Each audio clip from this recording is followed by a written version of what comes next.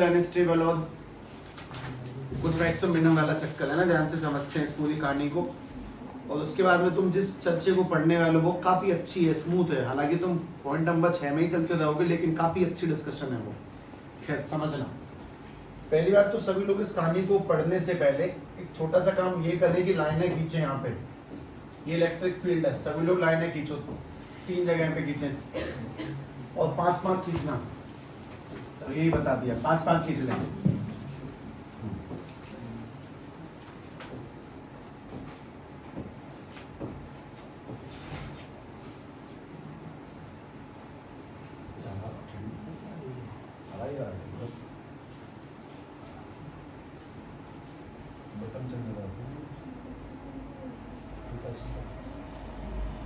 ठीक है, 5 लाइनें खींचे एक बार। और 5 लाइनों में एक काम की बात, वो तुम्हें ये समझना है कि इलेक्ट्रिक फील्ड कहाँ से कहाँ जाती है, हमेशा पॉजिटिव से नेगेटिव। तो कायदे से ये वाली जो एरिया होने वाला है, ये वाला जो एरिया वो कैसा होगा, पॉजिटिव। जहाँ से लाइंस आ रही हैं और जहाँ पे पहुँच रही हैं वो कैसा होगा, नेगेटिव। सेम टू सेम, जहाँ से आ रही हैं वो पॉजिटिव और जहाँ पे जा रही हैं वो वाला नेगेटिव। वापस से जहाँ से आएंगी वो पॉजिटिव और जिस तरफ जाएंगी वो नेगेटिव। एक तो ये डन, एक तो ये वाला काम डन। और उसके बाद वाली कहानी को फिर समझना। मुझे तुम्हें थीटा 0 180 समझाना है, मैं बस कभी कभी उल्टा भी लिख सकता हूँ चीज़ों को। लेकिन देखें, अपने पास में ये एक चार्ज है और एक ये वाला चार्ज है, डाइपोल है दोनों के दोनों। ये वाला चार्ज है पॉजिटिव और ये वाला चार्ज है नेगेटिव। वापस से सेम टू सेम, अपने पास में ये वाला पॉजिटिव चार्ज है, यहाँ पे नेगेटिव चार्ज है। और तीसरा अपने पास में ये वाला पॉजिटिव चार्ज और ये वाला नेगेटिव चार्ज। मैं तुमसे बहुत सारे सवाल पूछूंगा, तुम्हें उन सभी सवालों के जवाब देने। सबसे पहला सवाल की एनर्जी निकालने का फॉर्मूला क्या होता है, -k PE cos थीटा।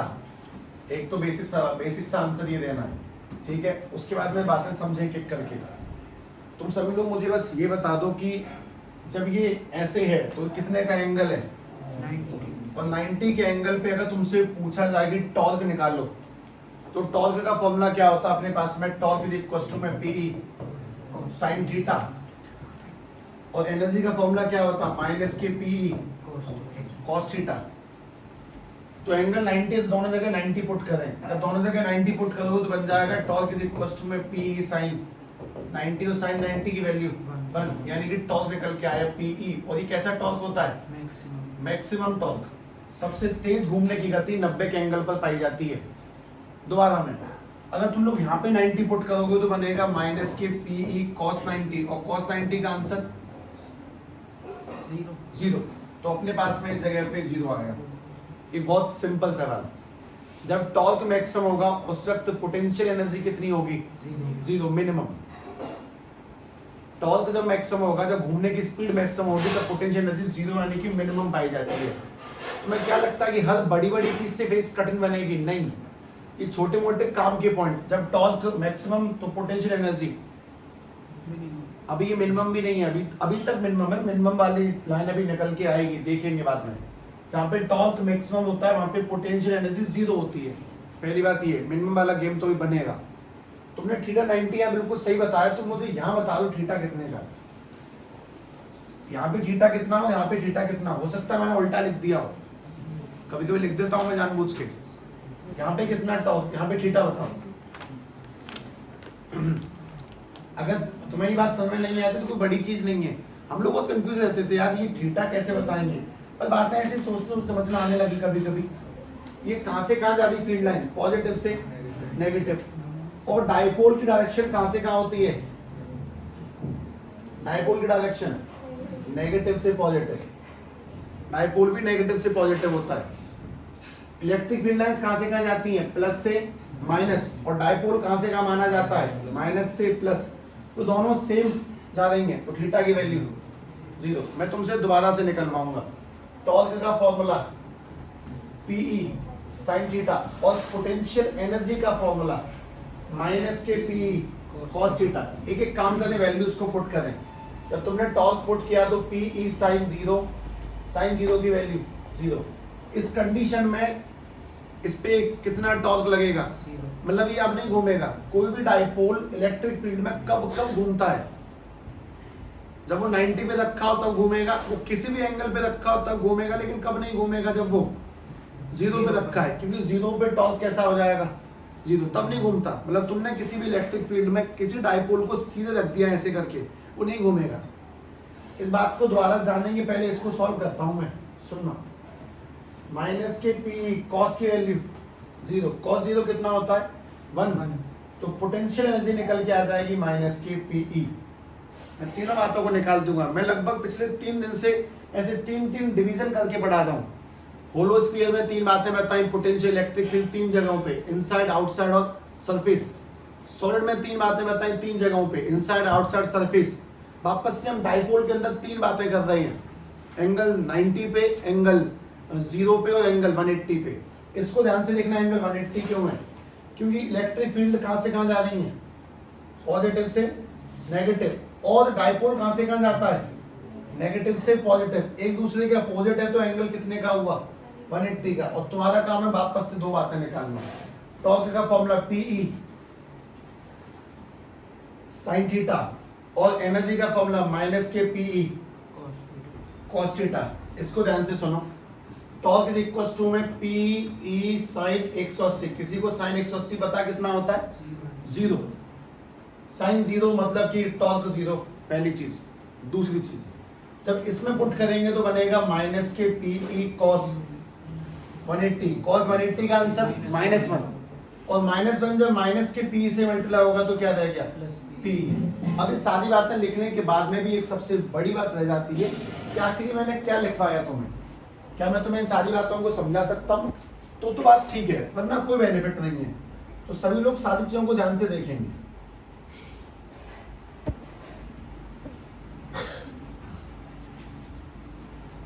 समझो, सबसे पहली काम की चीज, पहले वाले केस में थीटा कितना है 0, टॉर्क कितना निकला 0, मतलब टॉर्क 0 यानी कि पहले वाले केस में डाइपोल नहीं घूमेगा।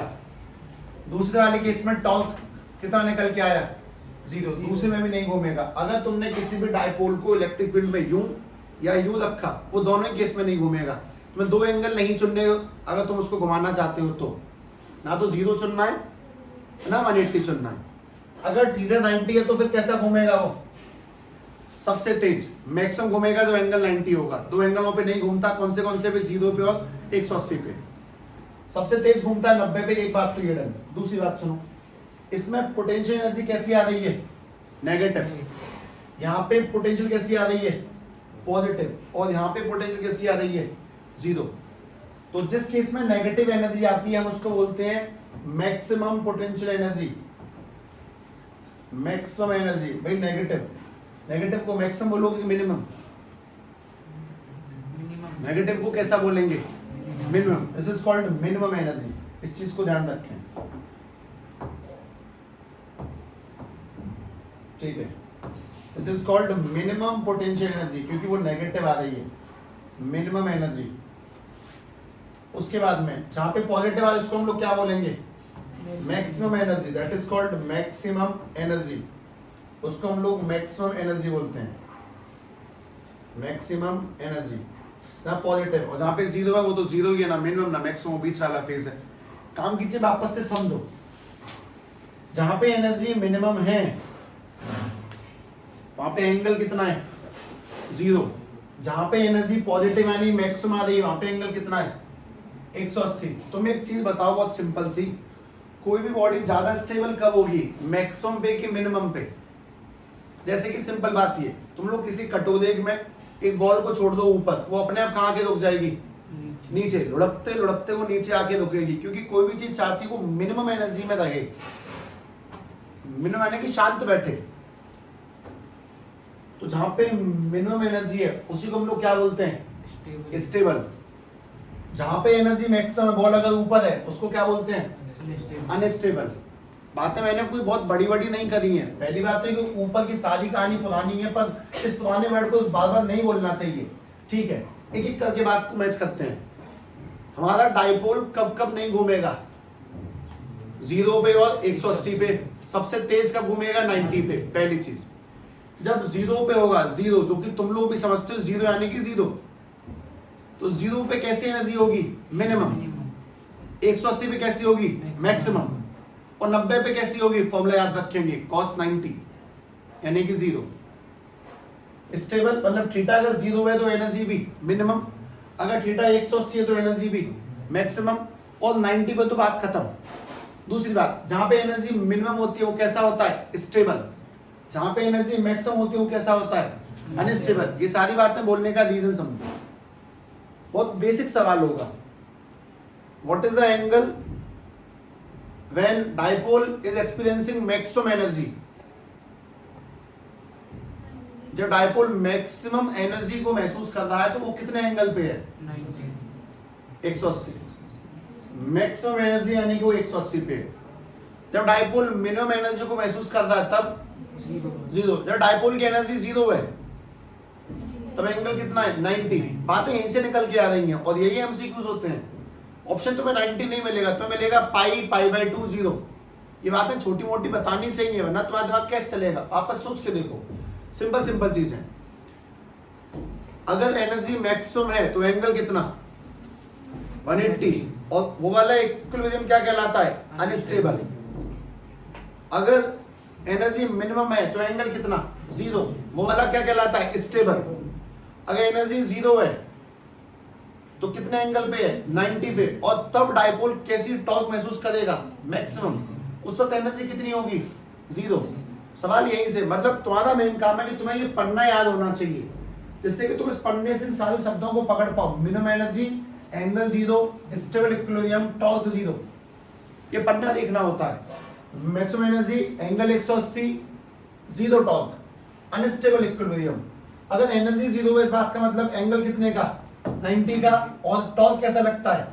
मैक्सिमम। ये सारी बातें इकट्ठे याद थोड़ी कर सकते हो, तुम इसे याद नहीं कर सकते, ये बातें याद नहीं होंगी। तुम्हें ये पढ़ना ध्यान रखना होता है कि ऐसे ऐसे करके एक एक दो दो बार में डिराइव कर लिया गया पी साइन थीटा और पी कॉस थीटा, सब कुछ ऐसे अपने आप बना के लिखना होता है। इसे रटने जाओगे तो चीजें वैसे खराब हो जाती हैं। तो ठीक है, इससे हम लिख लें ध्यान से, या फिर लिख लिया पहले ही? लिख लिया। अच्छा, इसमें तो तेज है, उतारी तो देंगे हम जीवन में इतने दिनों से, उतारने में महारत हासिल है हमें, हमसे तेज कोई नहीं उतार सकता।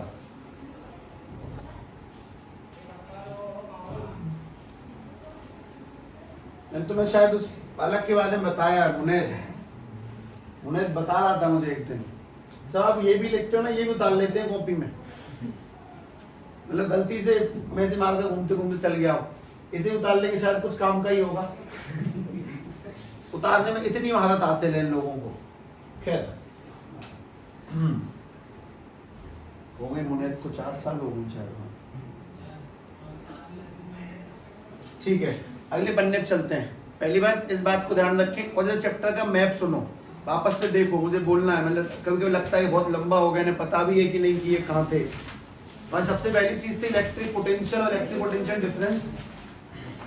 दूसरी काम की चीज क्या थी? Potential due to a charge. उसके बाद में इलेक्ट्रिक डाइपोल की वजह से एक्सियल पे, इक्वेटोरियल पे और जेटल पे। उसके बाद में तुमने पिछले 2 दिन में पढ़े हैं स्फीयर, होलो और सॉलिड, उसमें भी 3 केस हैं, आउटसाइड, इनसाइड और सरफेस। उनके फॉर्मूले ध्यान रखने, सीधी सीधी बात ये है। उसके बाद में तुम लोग अभी किस पॉइंट पे चल रहे हैं? पोटेंशियल एनर्जी पे। तुमने कल पोटेंशियल एनर्जी का फॉर्मूला ड्राइव किया कि P cos थीटा 1 - 2, और तुमने आज ये मैक्सिमम मिनिमम के हिसाब से एंगलों का पता लगाना है, वो ध्यान रखना होगा। कैसे कैसे करके, इसको रट नहीं सकते, इस पन्ने को अपने दिमाग से वापस से लिख के बनाना चाहिए कि P sin थीटा, एंगल इतना, ये इतना, ये इतना, ऐसे करके। अभी भी हम लोग इसी एनर्जी वाले कंसेप्ट पे हैं और जिस जगह पे हम कदम रखेंगे उस चीज को ध्यान से देखना। दोबारा से लिखें, हम 6th पे ही चल रहे हैं। 6th हम लोगों का सबसे पहला पॉइंट था, 6th है 5th है? 5th है। 5th में पहला पॉइंट था डाइपोल के द्वारा पोटेंशियल एनर्जी और उसके 3 केस। 5th हमने जो अब तक पढ़ा वो पहला केस था। अब दूसरी चीज, potential energy due to a system of charges. Potential energy due to a system of charges. और जैसा कि मैंने 2 दिन पहले कुछ काम किए थे, डेरिवेशन करना और सीधे फॉर्मूले बताना। उन चीज़ों में डेरिवेशन करानी थी इसलिए कराई, अब सीधे फॉर्मूले बताऊंगा कुछ चीज़ के, बाकी तुम अपने आप संभाल लोगे। Potential energy due to system of charges, इस बात का मतलब समझेंगे, सबसे पहले मुझे जवाब देंगे।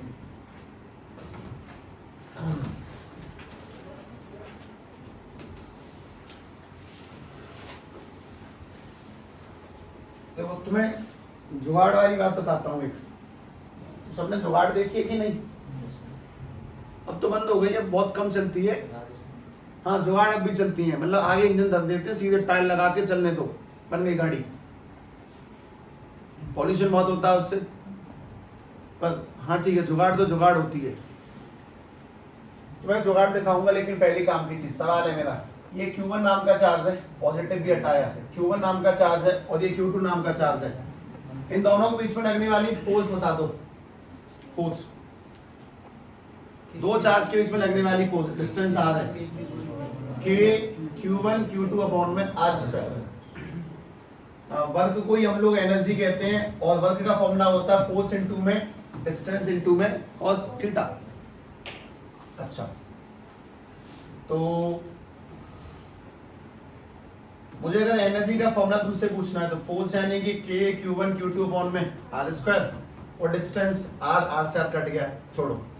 एनर्जी का फॉर्मूला देखें, अपने पास में फोर्स का formula K Q1 Q2 upon में R स्क्वायर, एनर्जी का formula K Q1 Q2 upon में R, खत्म। दो चार्ज के बीच में लगने वाली force K Q1 Q2 upon R square से निकाली जाती है, ये ऐसे निकलती है।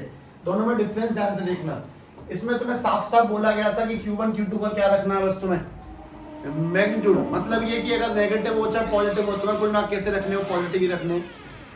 हाँ जी, मोटरसाइकिल में ढक्कन लगाया, क्यों? तू लगाया तो कुछ नहीं लगा दे, उन पेट्रोल को माम हो रही है, स्लो लगे ना ढक्कन, पेट्रोल में नहीं लगा दिया। ठीक है, मतलब यहाँ पे हम लोग पॉजिटिव और नेगेटिव कैसा भी हमेशा कैसा रखेंगे, पॉजिटिव। लेकिन पोटेंशियल एनर्जी के अंदर तुम समझदार हो इस मामले में, जैसा वैसा, पॉजिटिव होगा तो पॉजिटिव रखेंगे और नेगेटिव होगा तो नेगेटिव। बात है कि दोनों फॉर्मूला में कितना हार्डनेस है याद करने की, वो देखो। पहला formula K Q1 Q2 upon में R स्क्वायर, फोर्स निकालने का, और एनर्जी निकालने के लिए K Q1 Q2 अपॉन में R। बस अंतर क्या है, जो अब तक इस चैप्टर में चल रहा है, इलेक्ट्रिक फील्ड में चार्ज को विदाउट साइन रखते हैं, लेकिन पोटेंशियल में, पोटेंशियल एनर्जी में, इस पूरे चैप्टर में चार्ज को विद साइन रखना है, ये काम की चीज। लेकिन खेल तो तब अच्छा होगा जब मैं तुम्हें अगली चीज दिखाऊंगा कि हमारे पास में ये सिस्टम ऑफ चार्ज है, ये Q1 है, ये Q2 है और ये Q3 है, इनके बीच के डिस्टेंस, ये 1 और 2 के बीच के डिस्टेंस है। तो फिजिक्स बनाने वाले लोग, फिजिक्स पढ़ने वाले लोगों से होशियार हैं, तो बनाने वाले लोगों की होशियारी देखें। ये 1 और 2 के बीच के डिस्टेंस को R12 बोलेंगे, ठीक है, कंफ्यूजन ना रहे। और 2 और 3 के बीच के डिस्टेंस को 2-3 बोलेंगे, इसको कहते हैं पढ़ाई की बारीकियां। और जो 1 और 3 के बीच के डिस्टेंस है उसे 1-3 बोलेंगे। अब बताओ कि इन तीनों के द्वारा कितनी एनर्जी होगी टोटल, ये सवाल है। इन तीनों के द्वारा एनर्जी का फॉर्मूला क्या बनेगा, तो देखो मैं बस ये लिखूंगा, अगला तुम निकाल दो पक्का। K एनर्जी किस किस के बीच में होगी, 1 2 2 3 3 1, फॉर्मूले 3 लिखे जाएंगे। पहला K Q1 Q2 अपॉन में ये वाला डिस्टेंस 1 2, उसके बाद में K Q2 Q3 अपॉन में डिस्टेंस R23, उसके बाद में इसकी distance K Q1 Q3 upon में R13। मतलब बात ये कि 1 की एनर्जी 2 और 3 के साथ में, और फिर 2 की एनर्जी 3 के साथ में, टोटल 3 फॉर्मूले होंगे, तब जाके सब निकाला जाएगा। क्या इसमें तुम्हें इस बात का ध्यान रखना है कि तीर कहाँ कानेंगे, नहीं, मैं सीधे जोड़ना है, क्योंकि एनर्जी कैसी क्वांटिटी होती है, स्केलर क्वांटिटी, लेकिन फोर्स कैसी क्वांटिटी है।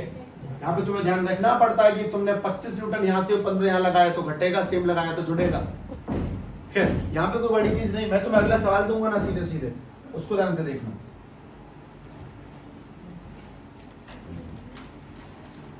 हाँ भाई, इसका फॉर्मूला खुद से ड्राइव करो, बनाओ कि क्या बनेगा एनर्जी का फॉर्मूला। अपने पास में 4 है चार्ज, Q1 Q2 Q3 और Q4, ठीक है, बताओ इस पूरे सिस्टम की वजह से कितनी एनर्जी क्रिएट होगी, कितने लोग जुड़ेंगे।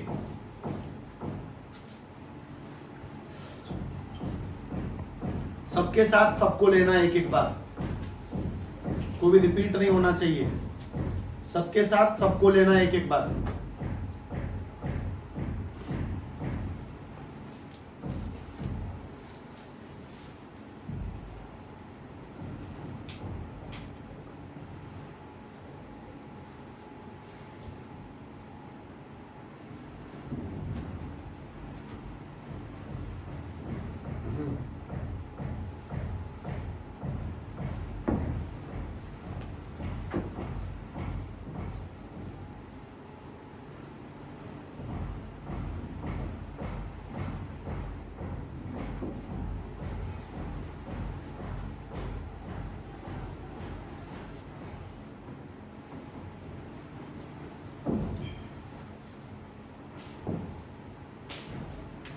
बन गया? कितने टोटल? 6 बनेंगे।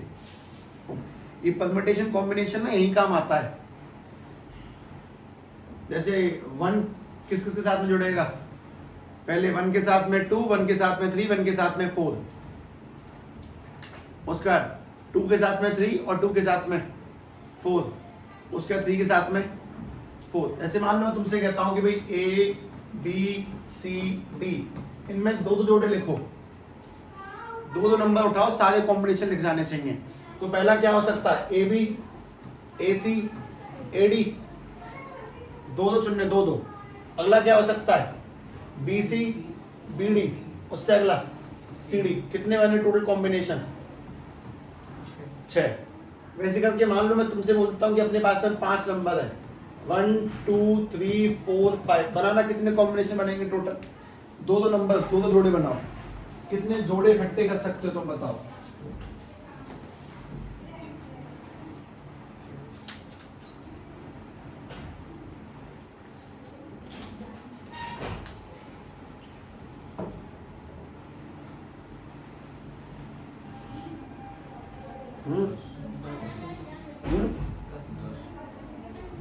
पहला कौन सा होगा?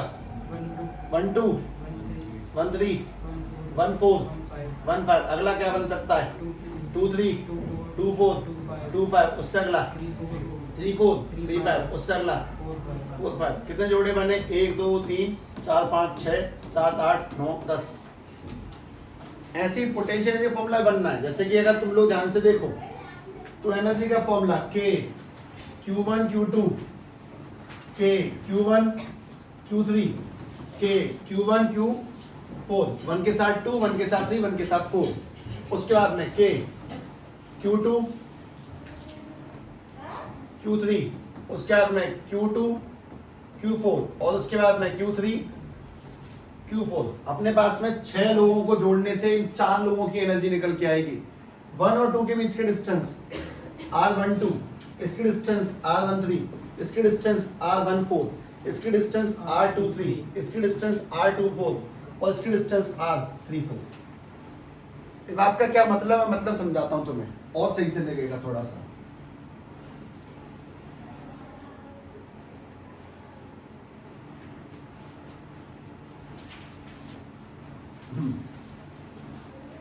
क्वेश्चन है तुम सभी के लिए, इसका आंसर निकालना ध्यान से।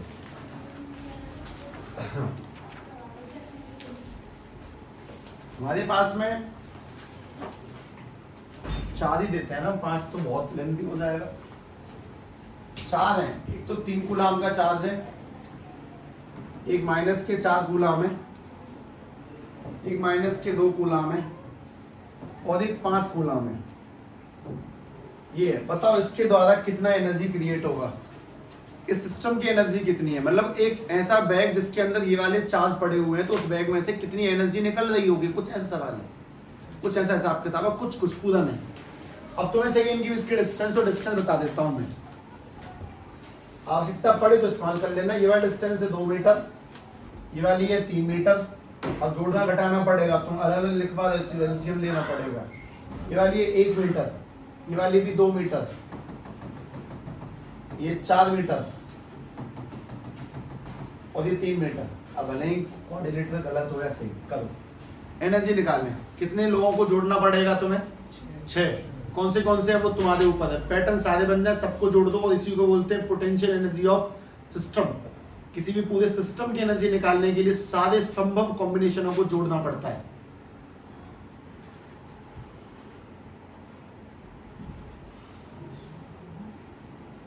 क्योंकि ये लाइट बंद करियो।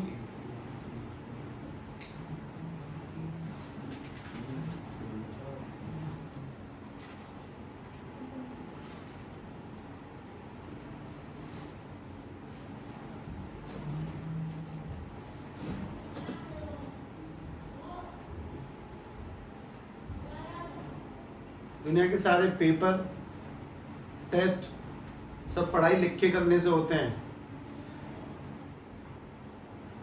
मतलब ये भी कि प्रैक्टिकल वाली चीज है ना, बस एक आध दो दिन देखने में अच्छी लगती हैं। जिस चीज को तुम कागज पे समझने में सक्षम हो, उसे प्रैक्टिकल तो उतार ही दोगे थोड़े से अभ्यास से। बस के की वैल्यू अभी मत डालना, आखिरी जगह पे डालना।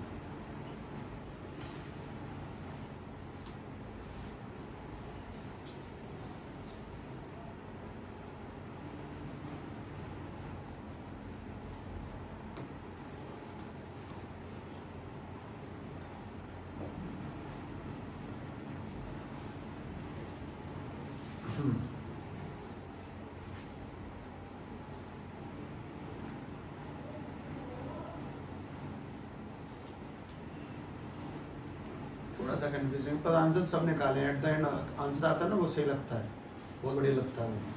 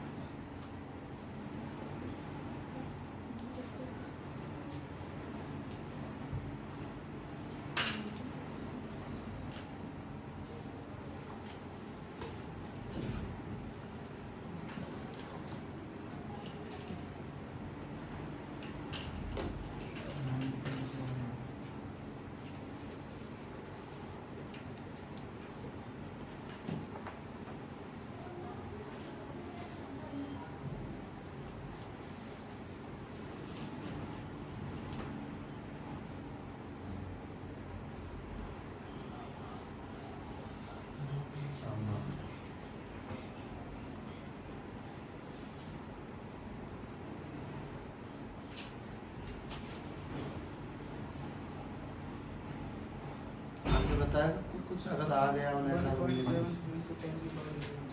कितने के 231 के बोल रहे हैं 231 आने की पूरी पूरी उम्मीद है। ऐसा कुछ नहीं, कोई सरप्राइजिंग आंसर नहीं है, आते हैं ऐसे ही आते हैं, कोई बड़ी चीज नहीं है।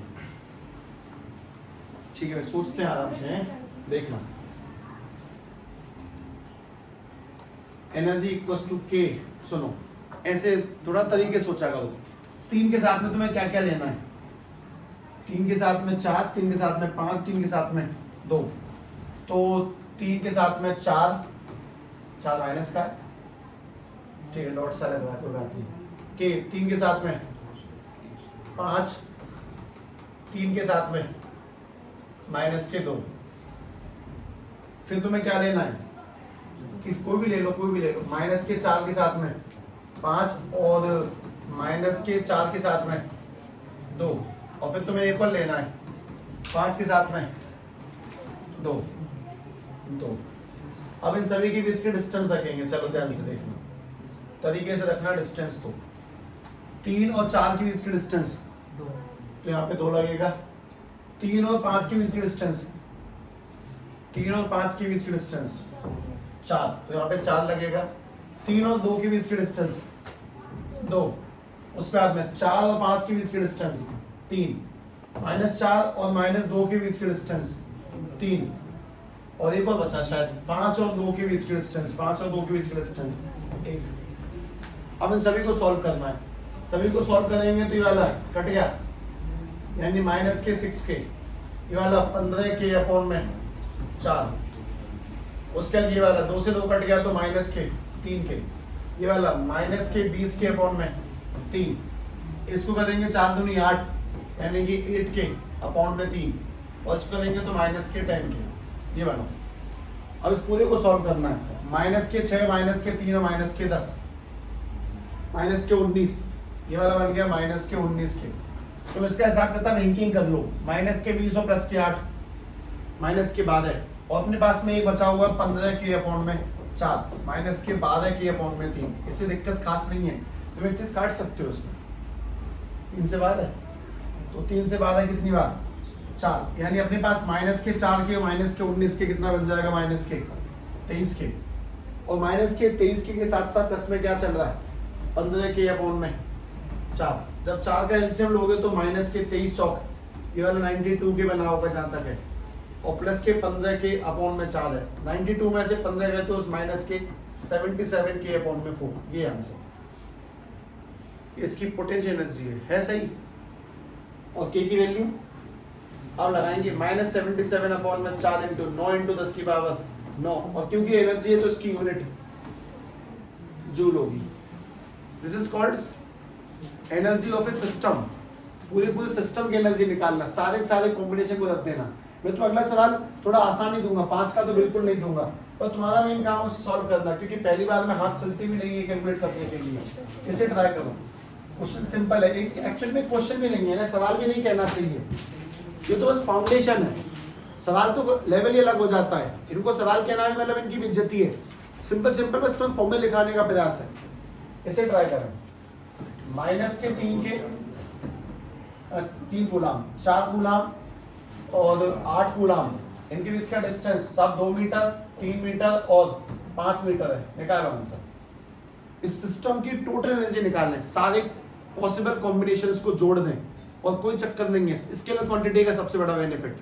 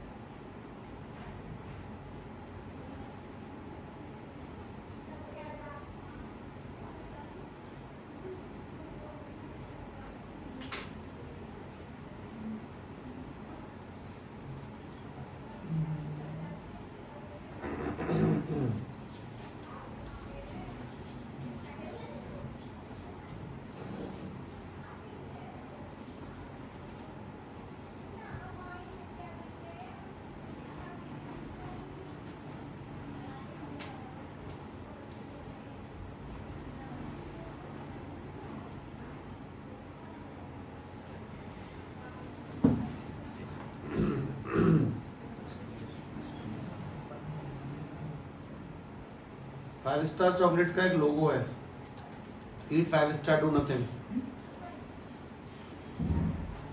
हमारे लिए भी एक लोगो है, जस्ट रिवाइज डू नथिंग।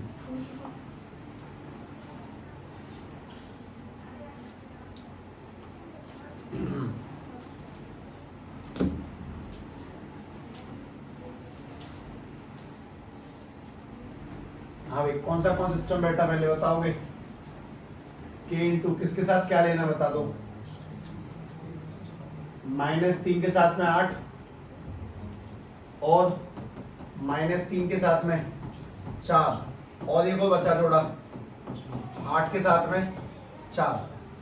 3 और 8 के बीच की दूरी 3 है शायद, 3 और 4 के बीच की दूरी 2 है और 8 और 4 के बीच की दूरी 5 है। इसको सॉल्व करेंगे तो बन जाएगा कितना? -8 के, इसको काटेंगे बन जाएगा -6 के और ये कटेगा नहीं, यानी कि 8 चौक 32 के अपॉन में 5 -8 और 6 -14 के, यानी अपने पास में रह गया -14 के प्लस के 32 के अपॉन में 5। इसका एलसीएम लोगे 14 बन जाए 70 और 32 38, यानी आंसर निकला -38 के अपॉन में 5। और तुम जानते हो कि के की जगह पे रखना है जो रख देंगे, पर ये आंसर जूल में आएगा। एक बेसिक सवाल है मेरा तुमसे यही, ये पोटेंशियल एनर्जी कैसी आ रही है? नेगेटिव। ये एनर्जी नेगेटिव है, ये नेगेटिव क्यों है? मतलब दो बड़े बड़े चार्ज तो हैं इसमें, एक 4 एक 8, अकेला 3 ही तो माइनस का, मतलब सोचो -3 खुद अकेले 4 से कम है, 8 तो बाद में चलेगा। कुल मिला के बात ये, क्या तुम चार्जेस को देखकर ऐसा बता सकते हो कि पोटेंशियल एनर्जी पॉजिटिव आएगी कि नेगेटिव आएगी? ऐसा कोई खेल नहीं है कि चार्ज अगर बड़े बड़े हैं तो उनकी एनर्जी पॉजिटिव हो। बहुत बारीक सी बात है, बस इस बात पे ध्यान भी देना चाहिए। अगर बड़े बड़े चार्ज हैं दोनों, अकेला 4 बड़ा है 3 से, 8 तो चलो बाद में आता गेम में। बात ये भी ध्यान रखें कि अगर बड़ा चार्ज है तो इसका मतलब ये नहीं कि आंसर पॉजिटिव होगा, आंसर तो निकालने पर ही पता चलेगा तुम लोगों को, क्योंकि कहना कहीं एक डिस्टेंस भी रोल प्ले करती है। अगली बात पर आए जरा, सभी लोग इस कहानी को दोबारा से देखें। मैं इस कहानी में लगातार टिक लगाते चलता हूँ क्योंकि जरूरी भी है। अब मैं तुम्हें जिस जगह पे लेके चलूंगा वो होगा कौन सा? Equipotential surface. मैंने पोटेंशियल एनर्जी में बेसिकली 2 बातें करी हैं, इलेक्ट्रिक डाइपोल को लेकर और सिस्टम ऑफ चार्ज को लेकर। अब हम इक्विपोटेंशियल सरफेस पे जाते हैं, काफी छोटा और बेसिक सा पॉइंट है और इस कहानी को रिवाइज करना तुम्हें, क्योंकि ये तुम्हारा इलेक्ट्रिक पोटेंशियल नाम का हाफ कंप्लीट हो जाएगा।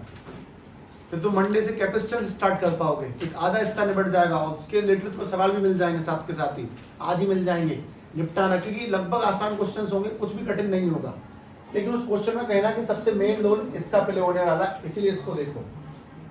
टॉपिक का नाम डालें इक्विपोटेंशियल सरफेस, नंबर मुझे बता दो क्या डलेगा। Number 6 equipotential surface. Equipotential surface, मैं तुम्हें एक बात तो बताता हूँ, आधी से ज्यादा फिजिक्स तो मैंने पढ़ी नहीं है जानबूझ के, मुझे नाम समझ में आ जाती है। इक्यू यानी कि इक्वल होगा, पोटेंशियल यानी कि जो हम पढ़ी रहे हैं किसी भी सतह पर, हाँ वही कुछ होता है। एक ऐसा सरफेस जहाँ पे पोटेंशियल हर जगह पर समान हो, बराबर हो। A surface where potential is equal everywhere. A surface where potential is equal everywhere. Equal everywhere is called equipotential surface. इसमें ज्यादा ड्रामा नहीं फैलाएंगे, कुछ काम की बातें कर देंगे, बस वही काफी है। हालांकि फैलने को बहुत अच्छा फैलता है ये इक्विपोटेंशियल सरफेस, कुछ चीजों को फैलाना चाहिए, सब कुछ नहीं। जैसे कि इस बात को समझने के लिए तुम्हारे पास में बहुत सारे एग्जाम्पल हैं, कुछ असली एग्जाम्पल, कुछ काल्पनिक बातें, ठीक है। तुम में से कोई स्पेस में गया है क्या? नहीं, ठीक है। लेकिन कुछ काम की बातें जानते हैं, स्पेस में वैक्यूम है, मतलब कुछ नहीं है, और स्पेस में तुम किसी चीज का वजन महसूस नहीं कर सकते, वहां पे ग्रेविटी भी खींचती नहीं है चीजों को। इस बात का मतलब ये कि अगर तुम लोगों को बोला जाए कि स्पेस में जाके 5 किलो का बाट उठा लो या 50 किलो का कट्टा, तो पता ही नहीं पड़ेगा, दोनों सेम ही होंगे। तुम ऐसे एक उंगली को उठा लोगे, उसको ऐसे, उसको भी ऐसे उठा लोगे, ग्रेविटी नहीं खींचती। तो कुल मिला के बात है कि स्पेस में किसी भी काम को करने में तुम्हें कितना वर्क करना पड़ेगा? 0, क्योंकि वहां पे हर जगह पे पोटेंशियल कैसा है? समान। मतलब वहां पे 0 मान लो या फिर समान मान लो, मतलब एक ऐसी जगह जहाँ पे हर जगह क्षमता हमारी कुछ नहीं मानी जाएगी, दैट इज इक्विपोटेंशियल सरफेस, कुछ ऐसा मान सकते हैं। स्पेस में तुम्हें किसी भी चीज को, इवन मैं कहता हूँ कि ट्रक, हालांकि ट्रक पहुंचेगा कैसे? बात ये, लेकिन ट्रक को तुम यूं उठा लोगे तो उसको एक धक्का मारना है सीधे सन के पास, डायरेक्टली सच में ऐसे ही पहुंचेगा। और अगर तुम लोग स्पेस में, मान लो किसी ने तुम्हें धक्का मार दिया, तुम उसमें पानी तक तैर नहीं सकते, तुम हाथ पांव कितने फैला लो, अगर तुम पीछे जा रहे हो तो लगातार पीछे ही जाओगे।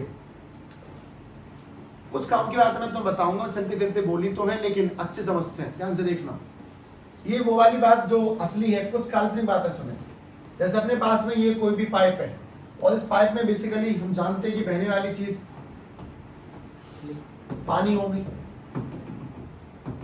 दोबारा से अपने पास में एक और पाइप है,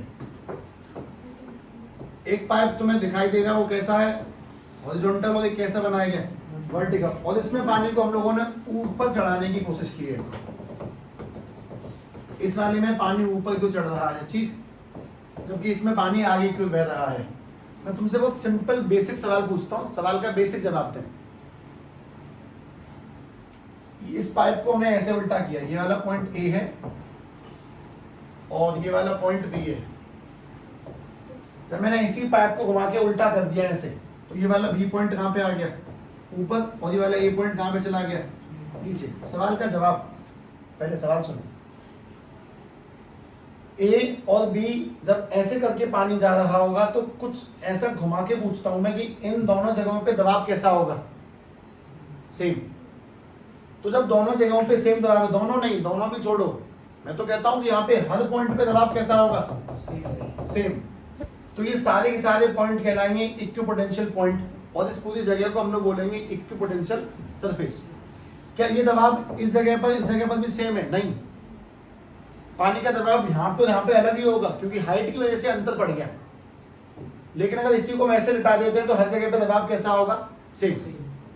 अब एक छोटी चीज, अगर तुमने किसी भी छोटे से कीड़े मकोड़े को, किसी भी चीज को यहाँ पे छोड़ा, तो अपने आप ही वो इस पानी के बहाव के साथ आगे चला जाएगा, और उसको यहाँ से यहाँ ले जाने में पानी को कितना वर्क करना पड़ेगा, 0। पानी पे कोई दबाव नहीं पड़ेगा। भाई हम लोग बात को ऐसे सोच सकते हैं कि मंजिल की ऊंचाई जितनी ज्यादा हो जाएगी, सबमर्सिबल को पानी को उतना ही चढ़ाने में दिक्कत होगी, क्योंकि हाइट बढ़ने से काम भी ज्यादा करना पड़ेगा। लेकिन अगर हाइट सेम है, सेम ऊंचाई पे है, तो ज्यादा काम नहीं करना पड़ेगा। बात मतलब ये कि यहाँ से किसी चीज को वहां तक पहुंचाने के लिए तुम्हें बस उस चीज को यहाँ पे छोड़ना है, अपने यहाँ पे उस जगह तक पहुंच जाएगा बिना किसी लोड के। लेकिन अगर तुम्हें किसी चीज को यहाँ से ऊपर पहुंचाना है तो तुम्हें क्या करना पड़ेगा, एक्स्ट्रा वर्क करना पड़ेगा, दबाव बढ़ जाएगा, ज्यादा ताकत लगानी पड़ेगी और उठाने के लिए चीजों को। बेसिक सी बात। इस कहानी को अगर तुम ऐसे सोच सकते हो तो मैं तुम्हें फिर कुछ बात बताता हूँ।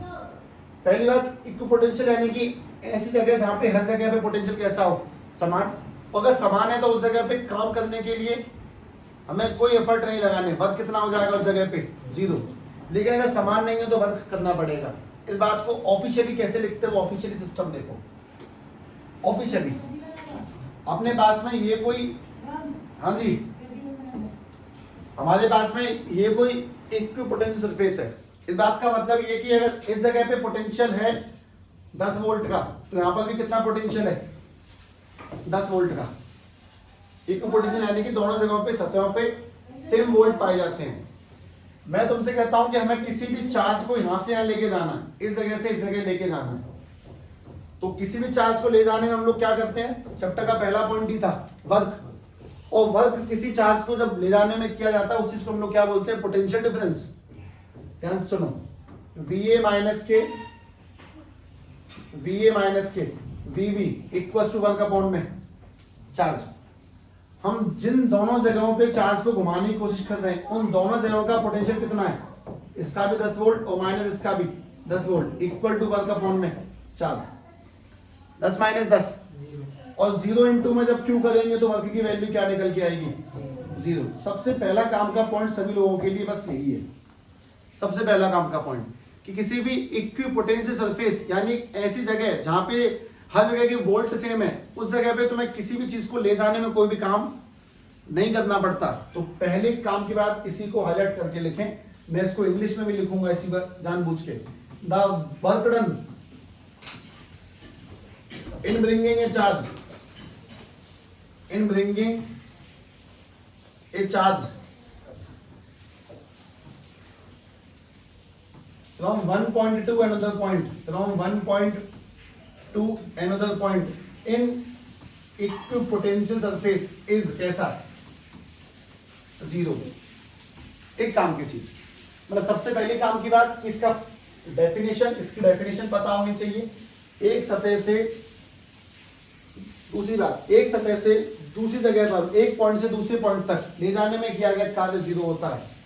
और किस चीज को हम लोग इक्विपोटेंशियल सरफेस कहते हैं? जहां पे हर जगह का पोटेंशियल समान हो। अगर तो पानी के पाइप में देखोगे तो हॉरिजॉन्टल में तो दोनों पॉइंटों की सेम स्थिति है, लेकिन वर्टिकल में दोनों की सेम स्थिति नहीं है। इस बात को समझे, काम की चीजें हैं।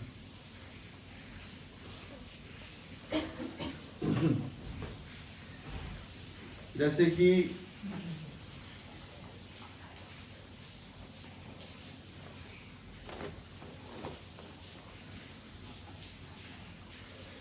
उदाहरण के तौर पे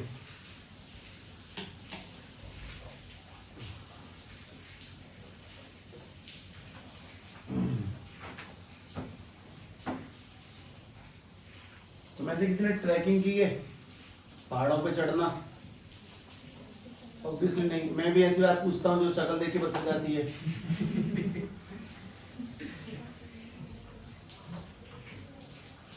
मतलब बहुत ऐसे जब मैंने समंदर नहीं देखा जीवन में, पहाड़ तो दूर की बात है, पहाड़ तो कम पाए जाते हैं, समंदर तो खूब विकराल है।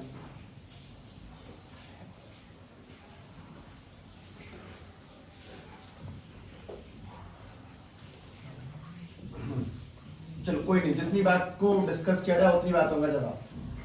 इक्विपोटेंशियल का मतलब जहां हर जगह पर वोल्ट सेम हो। वोल्ट बहुत अच्छा लगता है सुनने में, इंसानी खून। जहां हर जगह पे वोल्ट सेम है, अगर हर जगह पे वोल्ट सेम है तो एक जगह से दूसरी जगह पे किया गया कार्य कितना होगा? जीरो। उसको मैंने बस 3 लाइनों में ड्राइव करके दिखाया तुम्हारे सामने। Work done is zero, work done is zero. ध्यान रखना, क्योंकि वोल्ट सेम है तो आवश्यकता नहीं है ज्यादा दम लगाने की। सबसे बढ़िया उदाहरण है अंतरिक्ष, बहुत बढ़िया उदाहरण है। अंतरिक्ष से बेहतरीन कोई एग्जाम्पल ही नहीं है। खैर, इसमें ये पहला पॉइंट है। उसके बाद में दूसरा, मतलब डेफिनेशन के बाद में दूसरी बात सुनो।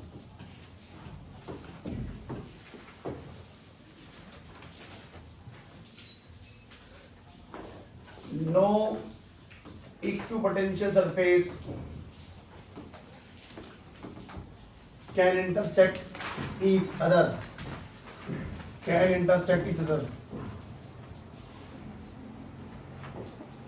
एक दूसरे को ईपीएस नहीं काट सकते, मतलब जिन सतहों का वोल्ट समान होता है वो एक दूसरे को नहीं काट सकते। क्यों? इलेक्ट्रिक फील्ड क्यों नहीं टकरा सकती? मैग्नेटिक फील्ड क्यों नहीं टकरा सकती? क्योंकि एक पॉइंट में 2 डायरेक्शन, इलेक्ट्रिक फील्ड एक पॉइंट में 2 डायरेक्शन, ये क्यों टकरा सकते हैं? कुछ वैसा ही रीजन है, वैसा ही है, बिल्कुल डिट्टो वही है। लेकिन तुम्हें क्या सुनना वो सुनो। ये जो इक्विपोटेंशियल सरफेस होता है is always perpendicular to electric field. और इस वाली बात को समझाने के लिए, इन दोनों ही बातों को समझाने के लिए लगभग मुझे आवश्यकता पड़ेगी कुछ काम के लोगों की। हाँ जी, हाँ जी।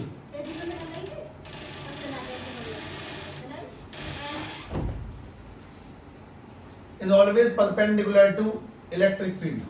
इस बात को समझते हैं, सुनो। जैसे हमारे पास में ये एक वायर है, उस पर है पॉजिटिव चार्ज। मेरा तुमसे प्रश्न है, इसके लिए एक सरफेस बताओ जो इक्वल काम करे चारों दिशाओं से।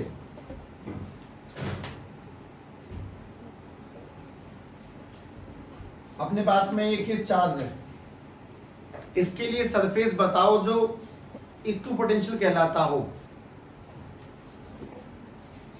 इस बात को मैं बताता हूं, सुनो। पॉजिटिव चार्ज में से इलेक्ट्रिक फील्ड कहां निकलती है? बाहर की ओर। ये बात नहीं है, बस एक बार लिखते याद आ जाएगी। ये इलेक्ट्रिक फील्ड बनाई गई है, इसमें से भी कहां निकलेंगी? बाहर की ओर। एक ऐसा सरफेस सोचो इसके लिए जिससे कि ये परपेंडिकुलर बन जाए सारी की सारी सिलेंडर। ये तुमने किस में पढ़ा है? गॉसियन सरफेस में। इन्फिनाइट वायर के लिए बनने वाला सरफेस कैसा होता है? सिलेंड्रिकल। तो बात है कि एक ऐसा सरफेस सोचो जिसके लिए सारी की सारी इलेक्ट्रिक फील्ड लाइंस 90 के एंगल पे आ जाएं। तो इसके लिए जो सरफेस बनेगा वो कैसा बनेगा? सिलेंड्रिकल। देखो, और अगर तुम्हें एंगलों पे डाउट हो तो नाप लो, ये वाला एंगल कितने का है? 90 का। ये सारे एंगल 90 के बनते हैं। तो इस वायर के लिए जिस पर पॉजिटिव चार्ज है उसके लिए हम लोग सिलेंडर को क्या मानेंगे? Equi potential surface. शायद दिमाग यहां से अच्छा यहां खुलता है। इसके लिए सरफेस सोचो जिसके लिए चारों तरफ से 90 बना पाए। उसके लिए बनेगा स्फीयर। किसी भी वायर के लिए इक्विपोटेंशियल सरफेस कौन होता है? सिलेंडर। किसी भी चार्ज के लिए इक्विपोटेंशियल सरफेस कौन सा होता है? स्फीयर। क्योंकि ये स्फीयर के साथ में इसकी फील्ड लाइंस कितने का एंगल बना पाती हैं?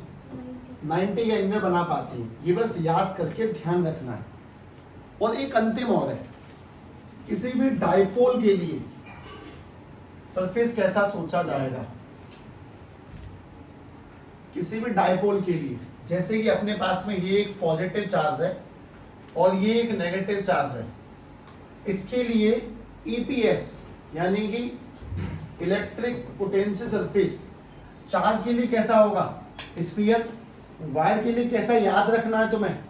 सिलेंड्रिकल। और डाइपोल के लिए कैसा होता है वो ध्यान से देखना। उसको देखने से पहले एक बार इलेक्ट्रिक फील्ड लाइंस बनवाएं। डाइपोल की कहां से निकलती हैं? पॉजिटिव से निकलेंगी, नेगेटिव में जाएंगी, और ये ठीक उसकी तरह बनेंगी, बाहर मैग्नेट की तरह। पॉजिटिव से निकलेंगी, नेगेटिव में जाएंगी, फिगर के बाहर। पॉजिटिव से निकलना और नेगेटिव में जाना, इस तरह से। और उसके अंदर नेगेटिव से पॉजिटिव, नेगेटिव से पॉजिटिव, नेगेटिव से पॉजिटिव, नेगेटिव से पॉजिटिव, इस तरह से ये इलेक्ट्रिक फील्ड लाइंस बनाई हैं। अब एक ऐसा सरफेस सोचो जिसके लिए ये सभी इलेक्ट्रिक फील्ड लाइंस 90 के एंगल बना पाती हूँ। मैं तुमसे गलत सवाल कर रहा हूँ, मतलब मुझे तुमसे सवाल करना ही नहीं चाहिए कि सोचो। मुझे तुम्हें सीधे सीधे बता देना चाहिए कि भाई याद रखियो कि लाइन, किसी भी वायर के लिए सरफेस सिलेंडर माना जाता है, किसी भी चार्ज के लिए सरफेस स्फीयर माना जाता है, और किसी डाइपोल के लिए ये माना जाएगा जो मैं बनाऊंगा। सवाल गलत है कि सोचो। तुम सोचते होगे कि यार हम सोच ही नहीं पा रहे हैं, तो लेवल की बात ही नहीं है, वो बताने वाली बात है सीधे सीधे। तो इसके लिए सरफेस होगा वो कौन सा होगा वो समझे। इसके लिए होगा ऐसे, पॉजिटिव के चारों गोले लगातार, बहुत सारे गोले,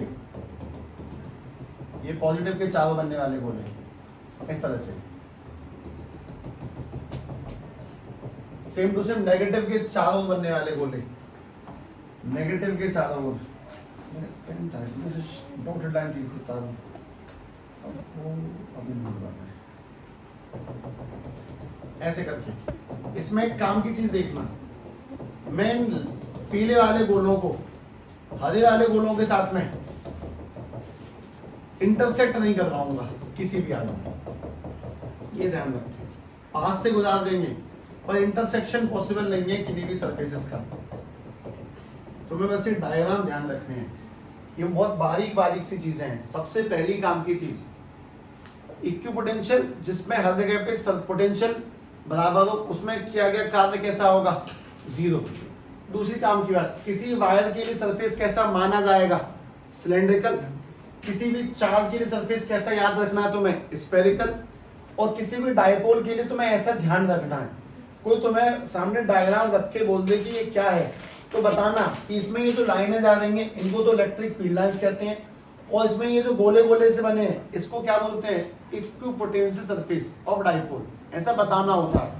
तो इन चीजों को याद रखो। वो वर्ड गलत है कि तुम सोचो, वो बता दो। सीधी सीधी बात है कि तुम्हें ये याद रखना है। मोस्ट इंपोर्टेंट वर्ड बस ये ध्यान रखना है कि सरफेस में किया गया कार्य शून्य होगा और कुछ खास नहीं। इन चीजों को लिख दे, और ये सारी चीजें लिखित में रिवाइज करना, सारी की सारी चीजें पहले लिखें ध्यान से।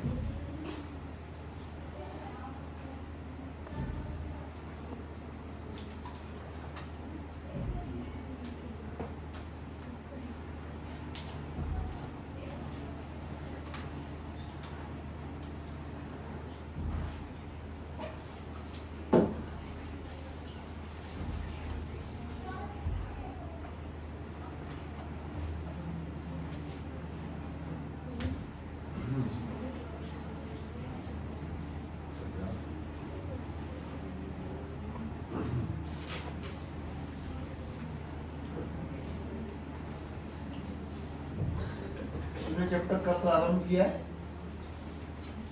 सोमवार को तुम्हें वो करवाई थी एनसीईआरटी एक्सरसाइज, मंगलवार को था। चैप्टर आधा हुआ है अभी। चैप्टर का पूरा नाम है इलेक्ट्रिक पोटेंशियल कैपेसिटेंस। तुमने भी इलेक्ट्रिक पोटेंशियल के लगभग सारे 35 पढ़े हैं और तुम्हें सारे 35 समय से याद कर लेने, बिल्कुल समय कल का ही है।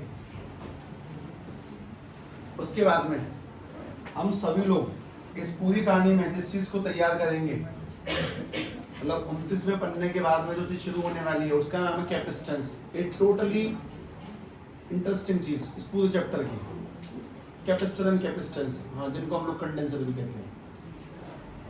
आपने से पॉइंट पे नो पोटेंशियल सरफेस नहीं था। हाँ, वो समझदारों के लिए इशारा करती है।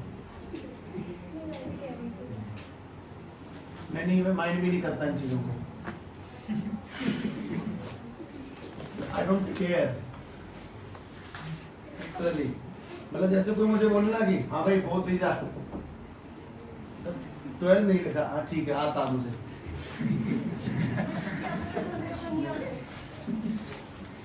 माइंड ही नहीं करता।